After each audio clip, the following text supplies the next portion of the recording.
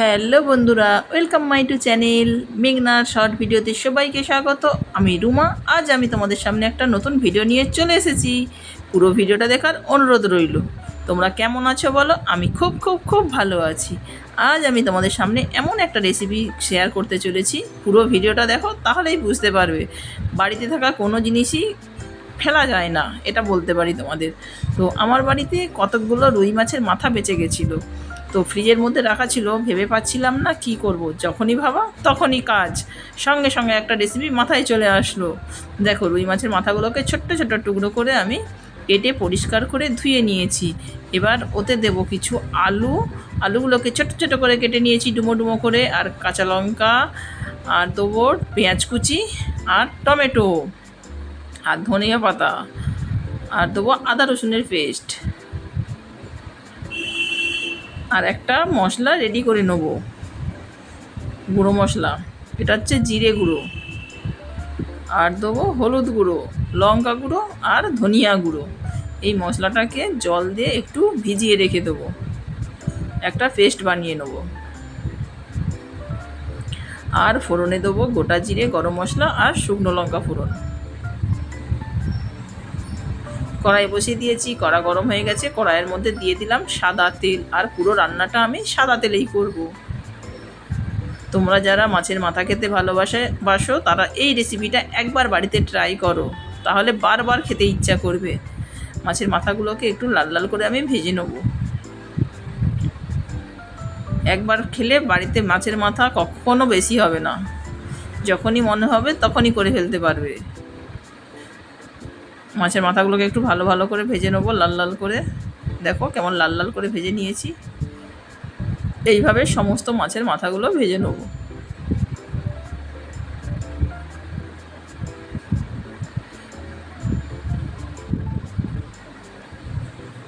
আমার অনেকটাই ছিল, 4টে রুই মাছের মাথা রেডি ছিল, তাই ভাবলাম যখনই ভাবনা তখনই কাজ। এবার আমি তেলের মধ্যে আলুগুলো ভেজে নেব।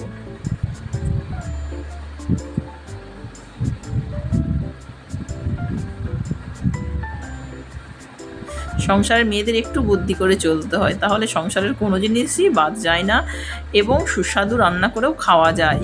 কিন্তু একটু বুদ্ধি করে যদি চলা যায়, কোনো জিনিস নষ্ট হয় না। এবার আমি ওই তেলের মধ্যে ফোড়ন দিয়ে দেবো। এবার দিয়ে দেবো পেঁয়াজ কুচি,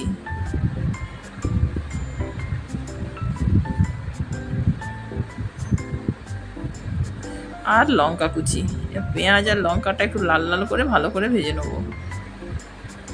পেঁয়াজের কাঁচা গন্ধটা যাতে চলে যায়। সামান্য একটু নুন দিয়ে দিলাম, নুনটা তোমরা নিজেদের স্বাদ মতো দেবে। দেখো পেঁয়াজটা একটু হালকা ভাজা ভাজা হয়ে গেছে, ওর মধ্যে দিয়ে দিচ্ছি টমেটো কুচি।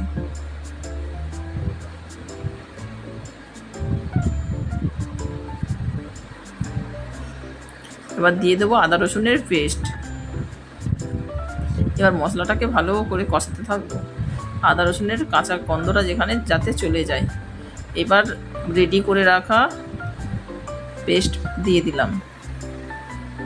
মশলাটাকে ভালো করে কষাতে হবে যতক্ষণ না মশলা থেকে তেল ছাড়ছে। দেখো চারিদিক থেকে কেমন তেল ছেড়ে গেছে মশলা থেকে, তার মানে আমার মশলাটা রেডি। দেখতে পাচ্ছ তোমরা, মশলাটা পুরো রেডি হয়ে গেছে, চারিদিকে তেল ছেড়ে গেছে। এবার ওর মধ্যে দিয়ে দেবো ভেজে রাখা আলু।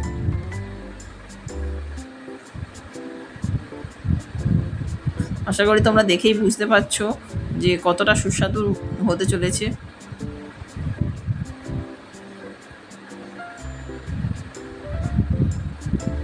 মানুষ যদি রান্নাকে ভালোবেসে করে, সেই রান্নাটা অ্যাকচুয়ালি সুস্বাদুই হয়। রান্নার মধ্যে যেন ভালোবাসাটা থাকে। এবার আমি ভালো করে কষিয়ে নেওয়ার পর জল দিয়ে দিলাম। যতক্ষণ না আলুটা সেদ্ধ হচ্ছে ততক্ষণ ওটার মধ্যে জল দিয়ে ঢেকে রেখে দেবো।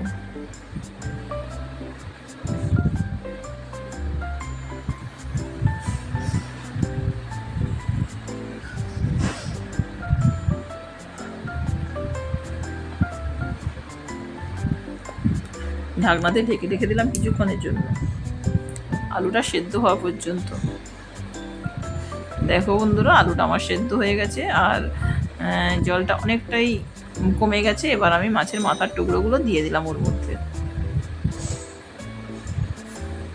দারুণ টেস্ট হয়, তোমরা শুধু বাড়িতে একবার বানিয়ে খাও, বা বাড়িতে যদি মাছের মাথা নাও থাকে বাজার থেকে মাছের মাথা নিয়ে এসে একবার বাড়িতে বানাও, একবার খেলে বারবার খেতে ইচ্ছা করবে।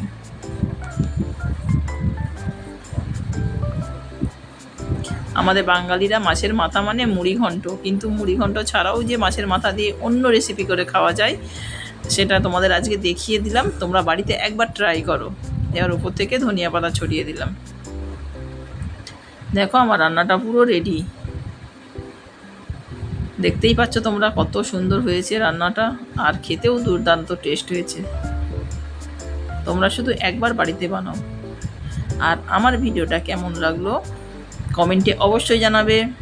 আর যারা আমার চ্যানেলে নতুন, চ্যানেলটিকে সাবস্ক্রাইব করে পাশে থাকা বেল আইকনটি সবার আগে প্রেস করবে, যাতে সব ভিডিও তোমাদের কাছে সবার আগে পৌঁছে যায়। সবাই ভালো থেকো, সুস্থ থেকো, নিজেদের খেয়াল রেখো। আবার নিয়ে আসবো নতুন কোনো ভিডিও। Tata, bye bye.